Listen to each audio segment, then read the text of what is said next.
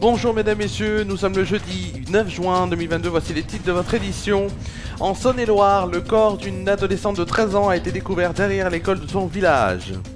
Un couple empêché d'emménager dans sa nouvelle maison par des squatteurs dans l'Essonne. On verra qu'à Saint-Félicien, cette année marque le retour d'une compétition connue, celle de l'Ardéchoise après 2 ans d'arrêt. En Martinique, un homme a été tué par balle à Fort-de-France. La météo et l'éphéméride de demain en fin d'édition. C'est la fin des titres de votre édition. On est le jeudi 9 juin 2022. On va commencer cette édition par une découverte macabre qui a été faite en Saône-et-Loire, dans le village de Clessé aujourd'hui. Une adolescente de 13 ans a été retrouvée morte sur la voie publique par une riveraine derrière l'école du village de 800 habitants, rapporte France 3. Selon les premiers éléments, la jeune fille aurait été poignardée à la gorge. Selon BFM TV, une cellule psychologique a été mise en place et le procureur de la République doit tenir une conférence en fin de journée aujourd'hui. La piste criminelle est privilégiée. Selon une source de la gendarmerie, le petit ami de la victime, âgé de 14 ans, a été placé en garde à vue. Originaire du village, l'adolescente était scolarisée en classe de 4e dans un collège situé à une dizaine de kilomètres de Clessé, dans la commune de Lugny. Les gendarmes ainsi que la section de recherche de Dijon ont été dépêchés sur place afin de réaliser les premières constatations, tandis que l'école a été fermée. Le procureur de la République de Mâcon, Éric Jallet, a également été aperçu sur les lieux du drame qui frappe ce petit village. C'est une enfant un peu réservée mais très aimée, qui avait beaucoup d'amis très soutenus. On ne comprend pas ce qui s'est passé. On attend toujours beaucoup donc de l'enquête. Tout le collège est profondément attristé de cette situation. Ce qui est arrivé est incompréhensible, a déclaré donc le recteur de l'académie de Dijon, Pierre Engan-Han, sur BFM TV. On va parler maintenant d'un autre titre de l'actualité. Donc aujourd'hui, depuis plusieurs semaines, un couple originaire du Val-de-Marne ayant acheté une maison à Olainville dans l'Essonne est aux prises par des squatteurs, donc avec des squatteurs qui les empêchent d'emménager. Ces derniers, une famille tunisienne, prétendent avoir également acquis la maison mais ne possèdent aucun des documents bien sûr légaux de la propriété.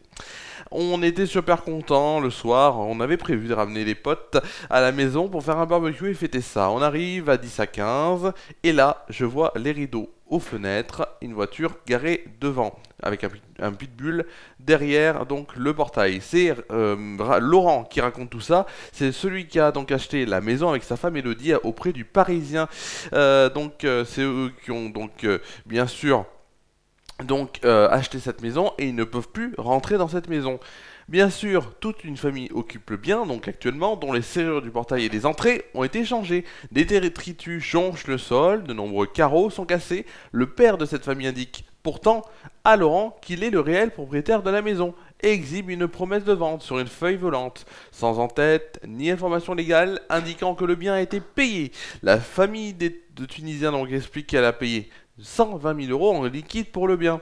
Ils se sont bien sûr lancés dans la procédure hasardeuse et toujours longue de délogement des squatteurs. Le temps presse donc pourtant, car Elodie et Laurent, qui gagnent environ 2600 € à eux deux, donc doivent continuer à payer donc leur logement de 500 € à Gentilly, en plus de la nouvelle traite de 1100 € donc de l'emprunt pour leur maison de l'Essonne. Une charge financière bien sûr écrasante pour le couple.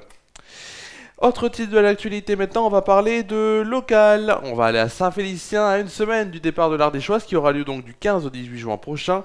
La plus importante des concentrations de cyclistes d'Europe, donc le panneau d'affichage électronique de Saint-Félicien qui enregistre les inscriptions annoncées mardi 7 juin, donc mardi, un chiffre de 9435 participants. Louis Clausel, qui a pris donc la présidence de l'Ardéchoise en novembre dernier, et Jean-Paul Badoir, vice-président, rencontrés donc dans les locaux de l'association à Saint-Félicien, se disent confiants pour cette saison. Bien sûr, il y aura des nouveautés, ce sera à découvrir, en tout cas pour ceux qui vont faire la course quand ils y seront. Voilà, surprise bien sûr. On va maintenant traverser l'océan Atlantique pour aller en Martinique pour parler d'un meurtre qui se serait produit et qui s'est produit à proximité d'un bar bien connu. Donc c'était la nuit, pas la nuit dernière mais la nuit d'avant, entre mardi et mercredi, donc aux environs de 1h45 du matin, un homme a été tué alors qu'il se trouvait dans un bar situé à l'angle de l'avenue Paul Nardal et de la rue Paul et Marie Curie à Fort-de-France. Selon les premiers éléments de l'enquête, le pilote d'une moto à laquelle une femme avait également embarqué aurait tiré à plusieurs reprises depuis la voie publique en direction du rideau métallique de l'établissement. Une personne a été atteinte d'une balle dans la tête et un autre a été blessé d'une balle dans le flanc. La victime, un homme âgé entre 25 et 30 ans, est décédé sur le coup. Les secours, malheureusement, n'ont rien pu faire pour le sauver. Une enquête de police a été immédiatement ouverte. Les investigations sont confiées au service territorial de la police judiciaire. Au mois de mai, déjà, 4 meurtres par arme à feu ont été enregistrés dans l'île. Allez, tout de suite, on va bien sûr passer à du football avant de passer à la météo. Football, donc ce soir, il y aura un match diffusé en clair sur la télévision. Ce sera sur la chaîne L'équipe entre le Portugal et la République tchèque et ce sera à 20h45. Tout de suite, on va passer à un autre pont d'or, une autre rubrique. La rubrique que vous adorez, c'est tout de suite la météo. C'est tout de suite.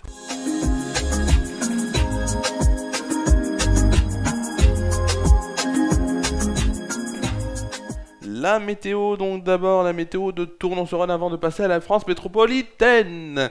Alors déjà pour Tournon-sur-Rhône, donc la météo avec tout d'abord demain matin au programme un ciel ensoleillé qui sera présent pour une température de 19 degrés de moyenne. Demain après-midi, le soleil sera toujours parmi nous pour une très belle journée, 26 degrés de moyenne et 28 degrés au meilleur de la journée. En soirée, un ciel ensoleillé conclura cette journée, il fera 24 degrés de moyenne, donc pas très chaud, et vraiment pile ce qu'il faut pour passer une très très belle journée. Allez, tout de suite on va passer au temps qu'il va faire demain en France métropolitaine. On commence déjà par demain matin. Demain matin, donc, le temps est contrasté entre les nuages sur un tiers nord-ouest, avec quelques averses, un ciel variable sur une partie centrale, et le soleil au sud. Mistral et tramontagne soufflent modérément. Côté température, il fera 11 degrés à Strasbourg et Toulouse, 12 degrés à Orléans, Bourges, Bordeaux et Biarritz, 13 degrés à Charleville-Mézières et Troyes, 15 degrés à Brest, Nantes, Rouen, Lille et Montélimar, 16 degrés à Rennes et Paris, 18 degrés à Perpignan et Marseille. Pour le plus froid, ce sera à Aurillac où il fera 8 degrés, et pour le plus chaud, ce sera à Nice où il fera 20 degrés. Demain après-midi, pardon, excusez-moi. Demain après-midi, donc le soleil. Et oui, demain après-midi, la carte de demain après-midi, ça serait bien. Oui. Donc, le soleil et chaleur modérée dominent les 2 tiers du pays, donc grâce au soleil et à la remontée d'une masse d'air chaud venue du Maroc. Le temps est beaucoup plus nuageux en direction des côtes, donc de la Manche, et avec une certaine fraîcheur et quelques averses. Donc si vous êtes proche des côtes de la Manche, bon voilà, vous n'aurez pas non plus un énorme temps, mais c'est pas mal. Côté température, il fera 21 degrés à Lille et à Rouen, 22 degrés à Rennes, 24 degrés à Paris, 3 Orléans, Strasbourg, Nantes, Dijon et la Aurillac, 26 degrés à Lyon, 28 degrés à Toulouse, Montélimar et Nice. Pour le plus froid, ce sera à Brest où il fera 18 degrés, et à l'inverse où il fera le plus chaud, ce sera à Perpignan, il fera 33 degrés. On fêtera demain bien sûr les Landry. Le soleil se lèvera à 5h47 et se couchera à 21h53. On gagnera ainsi 4 minutes. Non, 1 minute, pardon. Oula, je vais trop vite en besogne. 1 minute de soleil. On gagne 1 minute de soleil. C'est déjà pas mal. On gagne 1 minute de soleil. Alors, demain, bien sûr, on se retrouve pour le JT, pour la dernière édition de la semaine. Samedi, vous allez retrouver Samedi détente à 19h, et en même temps, aussi, samedi, je chante 3 fois à la fête du centre. Alors, pour l'instant, les horaires, 19h40, 20h40 et 22h. Je chanterai donc 3 fois, je chanterai à peu près 3 chansons à chaque fois, pour un total d'à peu près de 10 minutes. Dimanche, direct, avec édition spéciale, premier tour des élections législatives à 20h. Ce sera donc à suivre à 20h, même à 19h55, je prendrai l'antenne, pour vous dire donc les résultats du premier tour des élections législatives, déjà sur la circonscription de Tournon, oui, donc avec qui sera donc au second tour, et en même temps par rapport aussi à d'autres villes, d'autres grandes villes surtout, notamment Paris, etc. Et Et bien sûr, on se retrouvera à 20h30 pour FR News Foot en direct. On reviendra donc, ça sera la dernière émission de FR News Foot de l'année, en tout cas de la saison, où bien sûr on parlera donc donc des matchs internationaux qui vont se jouer et qui se sont donc déjà joués cette semaine, et plus le programme de la dernière journée qui se déroulera à partir de dimanche, bien sûr, de la Ligue des Nations. C'est la fin de cette édition. Merci à vous de l'avoir suivi. Je vous souhaite de passer vraiment une bonne soirée, une bonne nuit. Prenez soin de vous et de vos proches. Et on se retrouve demain pour une nouvelle et dernière édition de la semaine du JT sur FR News. À demain.